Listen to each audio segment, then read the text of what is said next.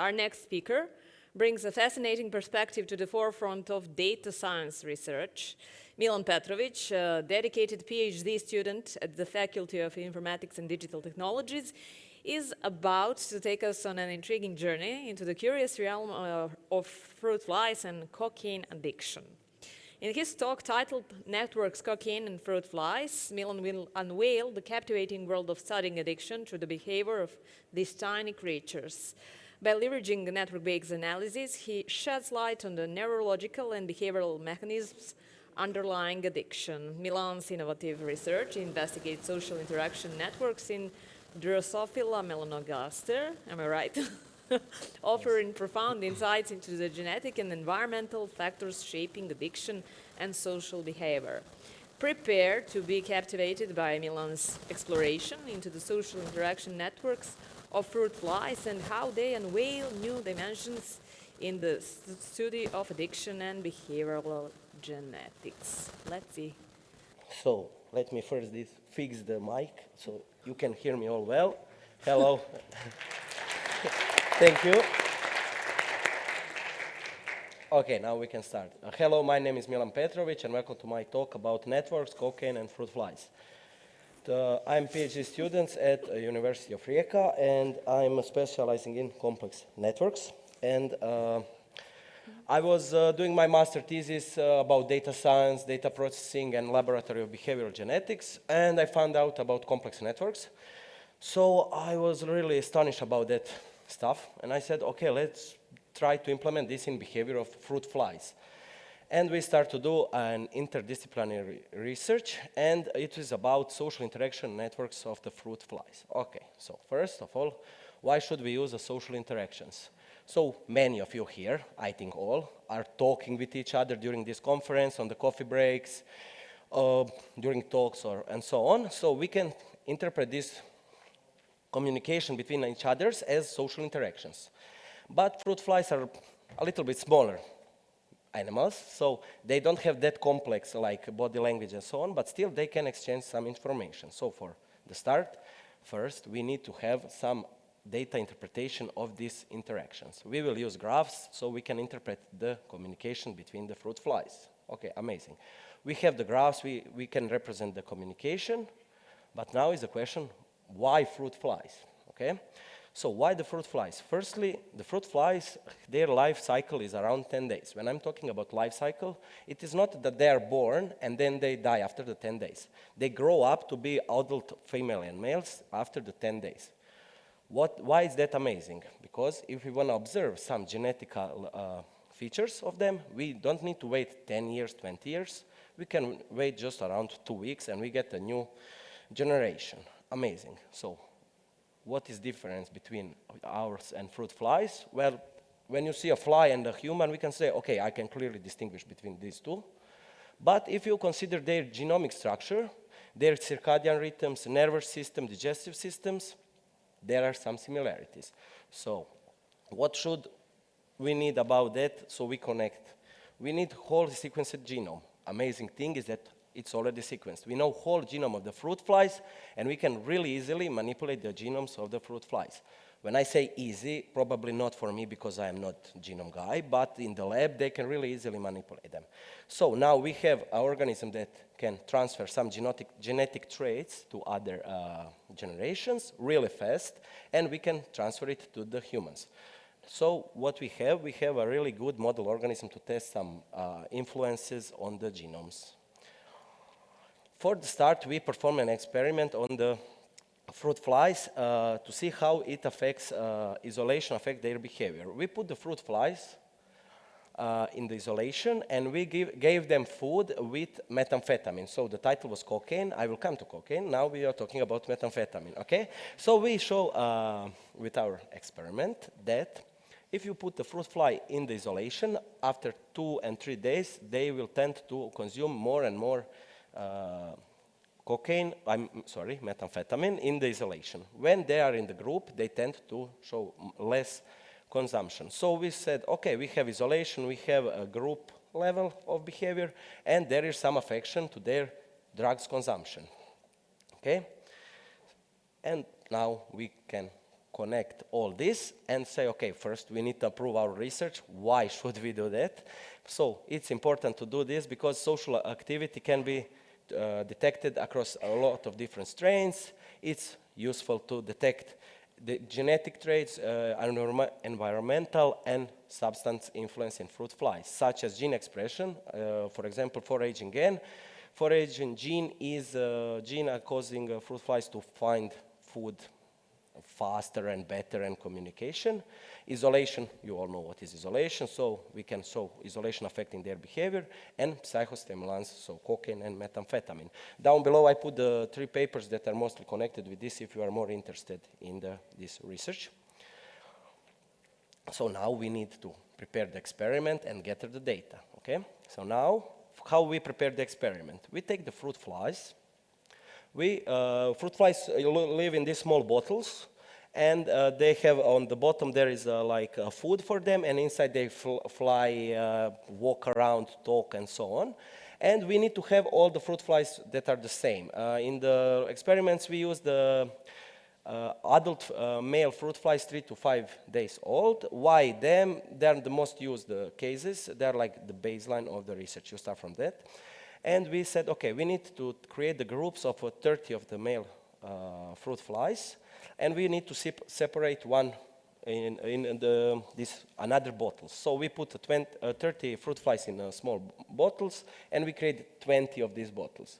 But there is a little surprise to them. We put a little bit of cocaine in the second group food. Okay, so now we have 2 treatments. One is consuming regular food for 24 hours, and the second one is consuming food mixed with cocaine.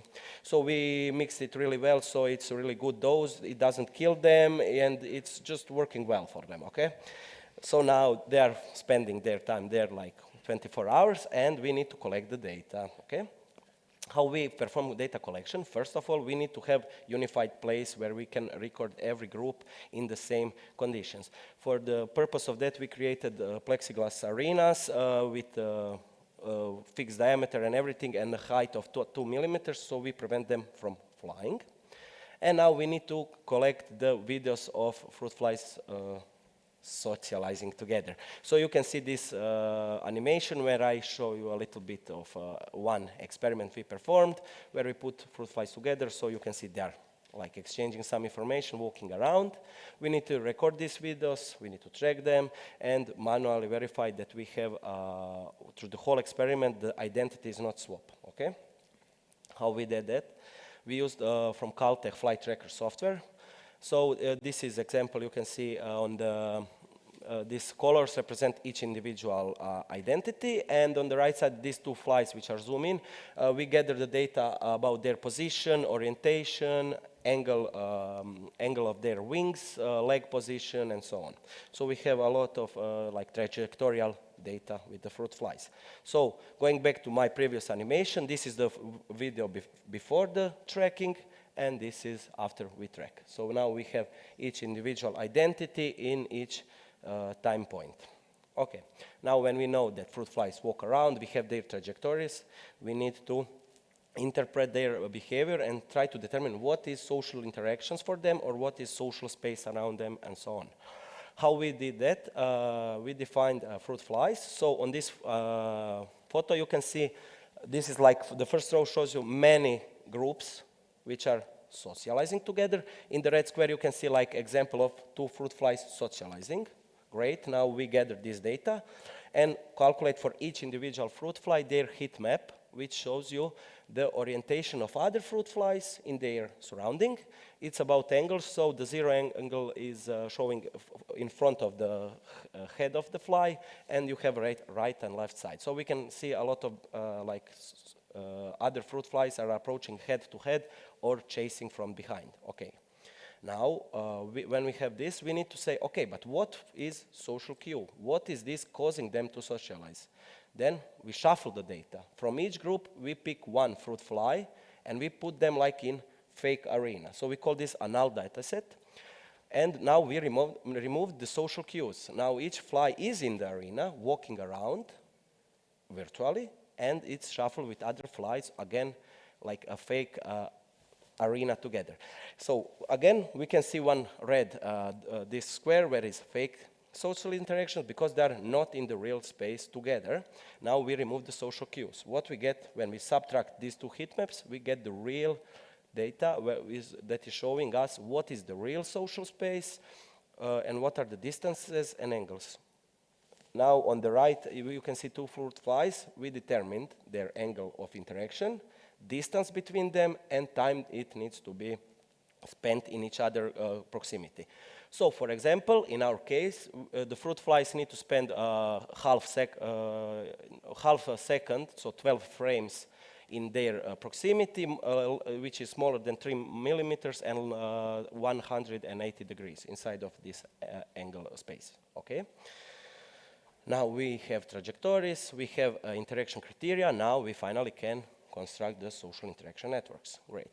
We decided to create directed social interaction networks, which each node in this network is representing you each individual fly, and these edges between them are showing us a count and duration of interactions between them. So each individual fly we know in relation to other flies in the group. Also, since we are working with video, we have time dimension. We can also create temporal analysis. So now we can also capture some involving social dynamics. We can see which edges are disappearing, which new edges are, again, showing some interactions. Okay. For example, we used like 1 minute of video is represented with each one snapshot of the network. Great. Now, when we have all this methodology fixed up and everything, we should process the data. So, of course, data science conference, data processing pipeline is constructed for this purpose. We took we transformed the trajectorial data in a manner that every trajectory is normalized in the space for the purpose of combining them and so on. And we also calculate the distance, phase angles, and interaction times between fruit flies in the real data. And we performed network creation and performed analysis on local, global, and middle level. So we analyze each individual fruit fly in the group, how it's behaving for its surrounding flies. So we analyze the group level. So it's between not whole population. So we analyze the groups, how they are like grouping together, and also global level, so some average measures of the whole network. This methodology and everything is used firstly to publish a paper in the PLOS ONE journal. This was a test for our methodology. We decided to see can we do can we observe the changes in the networks, and we choose a cocaine because of behavioral changes which were previously proven about locomotor activity in the fruit flies. What we find out is that the duration of the interaction is significantly increased after consumption of cocaine in the fruit flies, and also their count of interactions, so frequency, is also significantly larger. So now we have a fruit flies without cocaine and with cocaine, and one of them are less connecting, less talking. The green one, I mean control group, and the red ones are cocaine, which are talking more, more talking in time and in frequency. Okay, and what happens? You will say, okay, they're talking and, I don't know, do some group work together. But when we observe the communities, this middle level, it's interesting to show that control group showed much better modularity. So their groups are much more like separated, where we have inside the groups, we have a high number of links between the fruit flies in the group, but between the groups there were less connections. But now, when we gave them cocaine, it shows out that this community structure is messed around, so lower modularity. Yeah, so there is some, I don't know, like party stuff between them. Okay, yes. So these are the results published now, and after the publication, I got connected. If anybody of you publish some papers, then you receive a lot of spam emails, and everybody like, oh, congratulations on your paper, please publish at us, and so on, but it's mostly spam. And one of the mails, I was firstly concerned that it is spam, but then I read it again, and it was from Professor Dragana Protic here in Belgrade, and they are doing Fragile X genome research. Fragile X is the axis genome that is causing 9% of autism in humans, and they're doing research in all levels. So they use fruit fly, mice, humans also, and so on. And we used this pipeline previously shown to measure the social activity of fruit flies that have this Fragile X genome and wild type. What we find out is also that the fruit flies with this autism are tending to walk less, have less interaction, and have less frequency of interactions, but they spend much more time together. Okay, this is preliminary work. This was published as a poster, and now we are currently writing a paper, which is going, I hopefully, published in like 1 month or 2. And what is next? Next is we should perform more experiments. As I was talking about temporal data analysis, we should increase number of experiments and include this time domain in our data research. So we should observe changes in the time that are happening in the groups. Oh, I see I'm a little bit faster than I should be, but my title is about cocaine, so you will forgive me. Everything I write code, everything is publicly available on GitHub. If you're interested in anything, feel free to check this on GitHub. Also, add me on LinkedIn, and I would say big thanks to my faculty that is giving me help to provide these experiments, Laboratory for Behavioral Genetics, where is my mentor Ana Filošević, and my Ana Mešović mentor is in the Laboratory for Semantic Technologies. So thank you all, and feel free to ask me anything.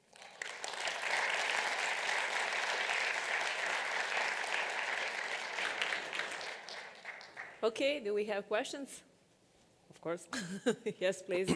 Okay, before the questions, I'm not a chemist guy on biology, so this part, I know something, but don't take me for granted, okay? Yeah, sorry. Where? So, yeah, I have a question. Very sorry about it, but actually it's not that it was logical paper. Yes. Specifically about the experiment. We know that methamphetamines and cocaine work physiologically on a very similar level, but why did you go from one to the other substance, from one treatment substance to the other during the experiment? Yes, so when I joined the lab as a master student, we started, I just received some data and I was data processing it. But when I enrolled in my PhD, we decided that we should try to perform this group analysis. My lab is doing dopamine receptors and addiction problems, and they were currently working with the cocaine. So they said, okay, there is no research done on the group level of cocaine causing changes in the fruit flies. So that was my part of work, and there was no methodology developed for these researchers. So this is my part, why we choose this. So now when we have everything set up, now we are performing much more experiments with different fruit fly strains and also different treatments. How fast is your turnover rate for an experiment? How long does it take? Okay, so this, what you saw here, was 1 video recording per day, then 24 hours of data processing and manually validating of identities. So I need 1 month to perform this. And now, since the whole pipeline is automated and everything, now we need we record 16 to 20 videos per day. And till you come to the lab next day, all videos are processed. So while you wait for the recordings on the second day, you just pre-process the first one. Great, great. Just one more question. Are you focused in the future more towards genomic studies or more towards pharmacology studies? So basically other substances that we know are associated with fruit fly behavior, like ethanol or such? The lab I'm collaborating, they're interested in L-dopamine, octopamine, isolation and stuff like that, and dopamine receptors. But I'm mostly interested in graphs and probably graph neural networks. Yeah, no. So I will combine that again. Yeah, so no, but just the yes, lab in yes, general. yes. Okay, thank you very much. Thank you. Okay, we have another question here. Yes, please. Hi. First of all, excellent presentation, man. I have a question because you mentioned... I don't see the person who is talking, sorry. Hand up. Okay, thank you. Yeah, no, great presentation. Thanks for the talk. I had a question about the future steps you mentioned, because you said you're looking into the temporal thing. What would be really interesting to see the effects of that particular drug or any particular chemical as time goes. Is that something you guys are interested in to model as it tapers off and how it tapers off? Yes, thank you for the question. It's my current work. So yes, we already doing this, but you know, I need first publish something, then talk on the conference about that. So yes, currently we are doing temporal analysis. What we show that fruit flies have this, how to say, the stable activity during the time. So this is a really good observation currently. Yes, we want to see like this evolving behavior in them, and on the group level, what is interesting, like when we know that everything is stable with behavior, now in these arenas we will like make a ventilation that will blow cocaine inside, so we can observe before and after socialization. Because now these are two separated experiments. Now we'll do it in the same time, so we know the before and after and how it's changing its social behavior. Awesome. Thank you. Thank you. We have Thanks another for the question? presentation. It was awesome, man. I wanted to ask if there's a level of dosage that even you can reduce it even more to avoid getting to random graphs, but possibly getting to a small world graphs in that case of behavior. Yes. Also, thank you for the question. Yes, that was our first worry about that. These networks are really statistically significant, different from the random graphs.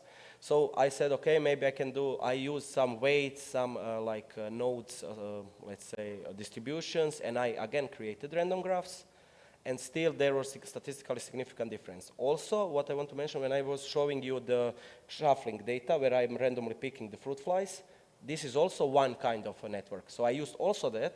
So now I have network measures, which are same in the random networks and in the fruit fly networks. So I say, okay, this is not caused by the social cues. But when I have a statistically significant measures, I say, okay, this is caused directly with the social cues.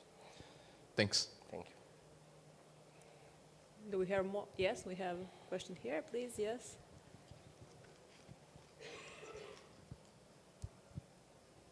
Thank you for the presentation. My question about modularity metrics, which you have mentioned. Could you say something about community detection algorithm that you used to calculate modularity? Okay, yes, we calculated just the Newman modularity, and we used Louvain algorithm to detect the communities. And we used weights, so we used unweighted network. Then we included this time of communication edge. We use the weights of count and duration of interaction. And we find on all three levels of analysis almost the same communities, so we concluded that we can use this as a measure of community. How do you use Louvain method in temporal graphs? No. Temporal graphs, we are not still doing that. So this is on static networks after 20 minutes of recording of experiment. So this is static network only from one experiment, one network. Thank you. Okay, thank you. Is that all? Do we have more questions?